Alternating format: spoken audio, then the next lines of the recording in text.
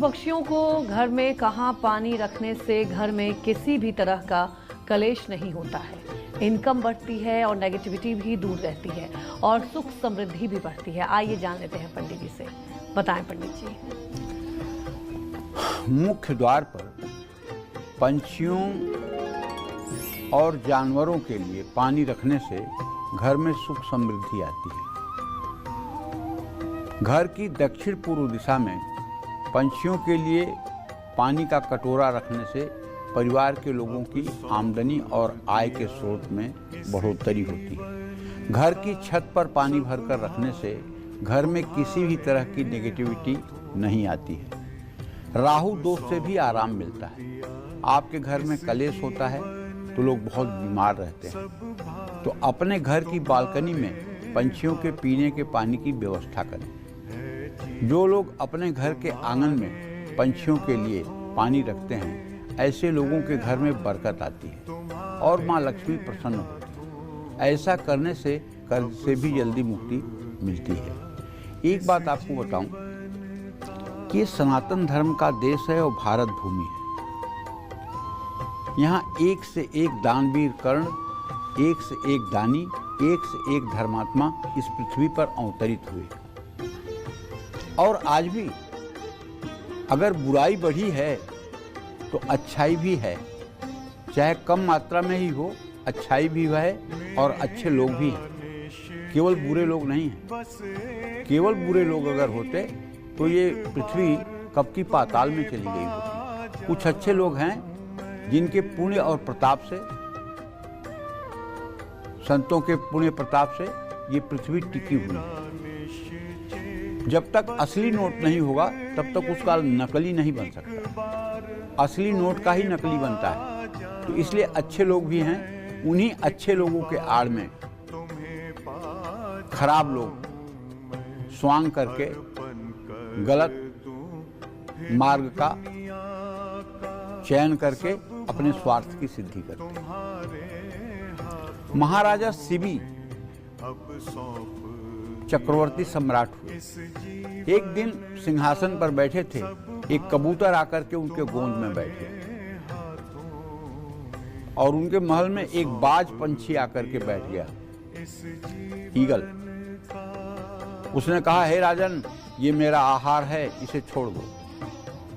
राजा ने कहा, ये मेरा शरणागत है, मैं इसके जीवन की रक्षा करूंगा। बाज पंछी ने कहा कि आप मेरी भूख को नहीं समझ रहे हैं। मेरा तो आहार ही भगवान ने नियत किया है पंछियों को मारकर खाना, तो मैं और क्या खाऊंगा। मेरे लिए तो ये नियति है कि मैं पंछियों को ही मार के खाता हूँ। पंछी ही मेरे आहार हैं, इसलिए मैं भूख से व्याकुल हूँ। मेरे इस पाप को आपको सहन करना पड़ेगा, ये दोष आपको लगेगा, इसलिए मेरा आहार आप वापस कीजिए। महाराज शिवी ने कहा कि ठीक है, तुम्हें भूख ही लगी है ना, मांस ही खाना है ना, तो जितना कबूतर का वजन है उतना मैं मांस अपने शरीर का तुम्हें देता हूँ, तुम खा करके संतुष्ट हो जाओ। ईगल बोला ठीक है, बाज बोला ठीक है। एक तराजू पर कबूतर को रखा गया, दूसरे तराजू पर महाराज शिवी अपने मांस को काट करके रखते गए, लेकिन तराजू पर कबूतर का वजन इतना ज्यादा हो गया कि महाराज शिवी को स्वयं जाकर के तराजू पर बैठना पड़ा। जब महाराजा शिवी स्वयं जाकर तराजू पर बैठ गए तो वही बाज पक्षी इंद्र के रूप में प्रकट हुआ और महाराजा शिवी की प्रशंसा की, उनके दान वीरता की प्रसन्नता की। सोचो, एक पंछी के लिए अपना जीवन दान दे देना, ये सनातन धर्म की संस्कृति है। ये सनातन धर्म की संस्कृति है। एक पंछी को बचाने के लिए अपने को बलिदान कर देना, ये सनातन धर्म की संस्कृति है।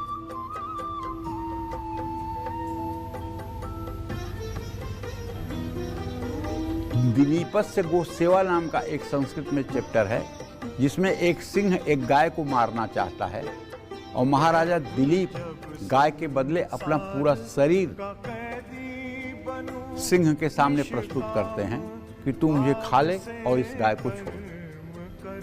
ये है सनातन धर्म का उत्कर्ष और ये है सनातन धर्म की श्रेष्ठता। इसीलिए इतने उतार चढ़ाव आए हैं इस धर्म के अंतर्गत, लेकिन ये अपने स्वरूप में आज भी बना हुआ है। इसलिए हमें गर्व होना चाहिए कि हम सनातनी हैं, लेकिन तब हम सनातनी रहेंगे जब सबके प्रति हमारे मन में दया, प्रेम और करुणा का भाव रहेगा। सबके प्रति हमें दया, करुणा और प्रेम रखना है और त्याग की भावना हमारे अंदर होनी चाहिए। जय मां विंध्यवासिनी।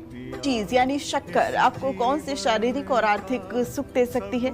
आइए जानते हैं पंडित जी से। पंडित जी, दूध, दही, शहद की बात हो गई, शक्कर की बात बताइए। पंचामृत में मिली हुई शक्कर आपके शरीर में ऊर्जा के स्तर को बनाए रखती है, आलस्य समाप्त करती है। पंचामृत में शक्कर होने से जब भी इसका सेवन किया जाता है तो व्यक्ति की वाणी मधुर हो जाती है, व्यक्ति अनुशासित रहता है और नियमित दिनचर्या का पालन करने लगता है। पंचामृत में शक्कर होने के कारण इससे जब देवी देवताओं का अभिषेक किया जाता है तो इसका भोग लगाया जाता है तो व्यक्ति को सुंदर जीवन साथी मिलता है। अब यहीं एक जगह आपसे फिर कहना चाहूँगा, देखिए, अगर आप गरीबी, दरिद्रता और कर्ज के मकड़ जाल में एकदम जकड़ चुके हैं, आपको लगता नहीं कि अब जीवन में कोई रास्ता है कि हमारी जिंदगी पटरी पर आ जाए, इतनी निराशा अगर आपके जीवन में हो गई है, तो मैं आपसे कहना चाहूंगा, 1 रुपया आपका खर्च नहीं करवाऊंगा, लेकिन आपसे कहना चाहूंगा, आप अपने घर में एक पीतल की बड़ी परात ले लीजिए और एक सुंदर सा स्फटिक का या पारे का या नर्मदेश्वर शिवलिंग घर में रख लीजिए और एक पीतल की श्रृंगी ले लीजिए, पीतल की, तांबे की नहीं, पीतल की कह रहा हूं, पीतल की श्रृंगी ले लीजिए। और अगर आपको रुद्र सूक्त नहीं पढ़ना आता तो कोई शर्मिंदगी की बात नहीं है, अपने मोबाइल के YouTube में टाइप करिए रुद्र सूक्तम, तो वो बजने लगेगा। रुद्र सूक्त के 16 मंत्र आ जाएंगे। ओम नमस्ते रुद्रमन्यवः उतोतं ईशवे नमः बाहुभ्याम मूतते नमः, ये रुद्र सूक्त चलने लगेगा।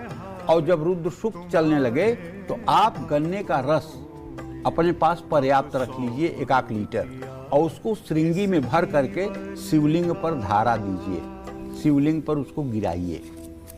कम से कम 16 बार रुद्र सूक्त को चला करके शिवलिंग पर गन्ने के रस की धारा दीजिए। ये उपाय आप लगातार 40 दिन कीजिए। 100 करोड़ का कर्जा होगा तब भी रास्ता मिल जाएगा। अगर आप दिवालिया हो रहे हैं तब भी बच जाएंगे। अगर आपकी जिंदगी अब एकदम निराशा से टूट चुकी है तो भी कोई न कोई रोशनी आपको मिल जाएगी। बस ये उपाय आप 40 दिन अपने घर में कर लीजिए, अपने ही घर में कर लीजिए, निश्चित लाभ मिलेगा।